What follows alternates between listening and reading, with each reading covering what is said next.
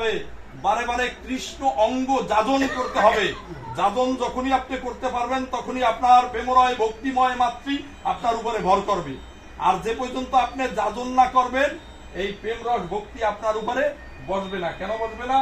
বলছে অযাচিত মোহেন পতিতেরি জো প্রভু যাচিতে হলো হরির নাম। আমায় যেচে আর সেদে নাম দিছে আমার পরম দয়াল শ্রী গুরুদেব। দূরমতি রগতি সততয় সতেমতি। হে গুরুদেব, আমার কোন জন্মের স্বীকৃতি নেই, আমি জন্মে জন্মে তোমার চরণের অপরাধী। তুমি যে কৃপা করে আমাকে এই নাম দিয়েছো, এই নামের কৃপায় উদ্ধার হয়ে যাব। বলে এই নামের কৃপায় উদ্ধার হয়ে যাব। বলে কি নাম? এটা কি নাম? এটা হরির নাম। হরির নাম, হরির নাম ওই কেবলম কলির নাস্তব্য নাস্তব্য গতির অন্যথা। বুঝতে পারছেন? হরের নাম, হরের নাম, হরের নাম ওই কেলব কেল লবণ গতির অন্যথা। নাস্তব্য নাস্তব্য গতির অন্যথা মানে কৃষ্ণ নাম থাকলে তার পরম গতি হবে। এখন যে আলোচনা করতেছিলাম, মা বাবা আমাদের কি দিছে? জড় জগতের দেহখানা। এই যে দেহখানা, যে নৌকাখানা, এখানে হইল একখান নৌকা, দেহরূপ নৌকা। যা আছে এই বিশ্ব ব্রহ্মাণ্ডে তা আছে আমার দেহ ভাণ্ডে। বলে বৃন্দাবন কোথায়? আমার দেহ ভাণ্ডের ভিতরে। আমার গুরু কোথায়? আমার মানব ভাণ্ডের ভিতরে। বলে কৃষ্ণ কোথায়? তাও আমার দেহখানির ভিতরে। শুনবেন সকলে কিরকম দেহের ভিতরে। মা বাবা কি দিল? রক্ত মাংস পিণ্ডের শরীর। কিন্তু আমরা যে বলি যে সেই পরম যিনি কান্ডারি অনাদি আদি গোবিন্দ, তার বাস কোথায়? বলতে পারেন? আত্মা রূপে দেহের ভিতরে তার বসবাস। তাহলে আত্মার ভিতরে কে আছে? অনাদির আদি গোবিন্দ। তাহলে আপনি যদি আবিজাবি খান, তাহলে আপনার আত্মার ভিতরে যিনি থাকে সে আবিজাবি খায় না? তাহলে আপনাকে কি করতে হবে? শুদ্ধ সাত্ত্বিক খাবার খেতে হবে। শুদ্ধ সাত্ত্বিক খাবার খেলে কি হবে? আপনার ভিতরে সেই প্রেমময়ী রাধারানীর উৎকণ্ঠ। যার প্রেম না হলে আপনি কৃষ্ণ দর্শন করতে পারবেন না। সে কে?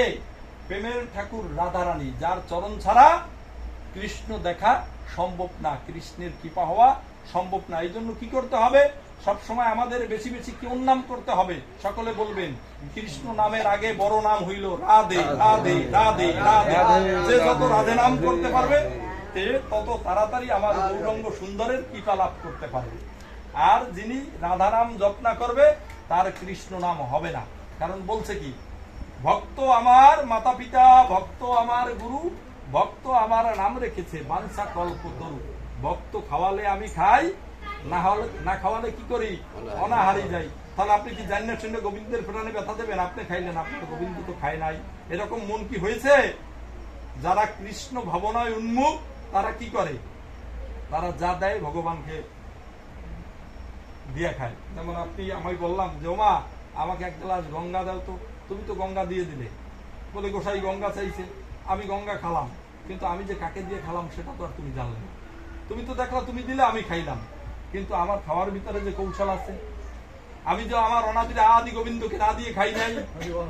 তাহলে সকলে জানো আমরা যা খাই গুরু বৈষ্ণবকে দিয়ে খাই, না খেলে আমাদের যে অপরাধ হবে। তাহলে কি করছে? রাজা দশরথ খুব সুন্দরভাবে পরিপাটি ভাবে ওনার রাজত্ব চালাইতেছিলেন। তখন উনি বলছিল যে আমি অধর্মের পক্ষে যাব না, আমি সবসময় ধর্মের পক্ষেই থাকবো। আমার যত কষ্ট হোক আমি ধর্মের পক্ষেই থাকবো। তো একদিন ভগবান বললেন যে তোমার পরীক্ষা নেওয়ার সময়।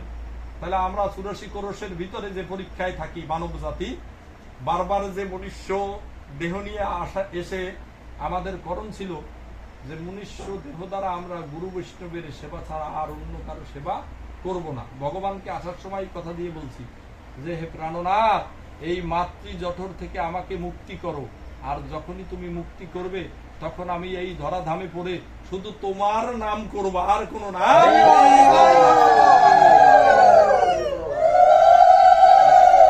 তাহলে আমরা কি সেই নাম করতে পারতেছি? আমাদের সেই নাম হয়?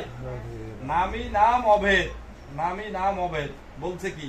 নাম নিলে আসলেও আসতে পারে সেই প্রাণের শরী বোঝের শরী রাধারানী। আর নাম না নিলে কি হবে? নাম নিলে না নিলে হবে? নাম জপিতে জপিতে এক সময় শোনা হয়ে যাবে কিরকম, হা রাধে, হা নিতাই, হা গৌর, দয়া করো, কৃপা করো প্রেমময়ী রাধারানী। এক সময় রাধারানীর কর্ণমূলে এই ডাক পৌঁছে যাবে। ভজন পুষবে, ভজন পুষতে অনেক সময় লাগে, কিন্তু নাম আর ডাক এটা পুষতে সময় লাগে না। তখন রাজা দশরথ স্বপ্নে দেখলো যে ওনার ওই সম্পদ কাউকে দান করতেছে, বৃন্দাবনের এক বাবাজিকে দান করতেছে, নাম বলবো না সময় কম।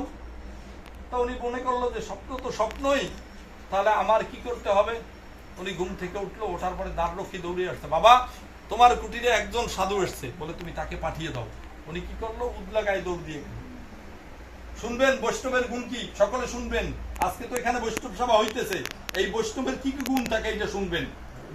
তো উনি বৈষ্ণব রূপে দৌড়িয়ে গিয়ে ওনার চরণ কমলে এইভাবে দণ্ডবত করতেছে, ওহে বৈষ্ণব ঠাকুর, আমি তো তোমার শ্রীমূর্তি স্বপ্নে দেখেছি, তুমি কৃপা করে আমার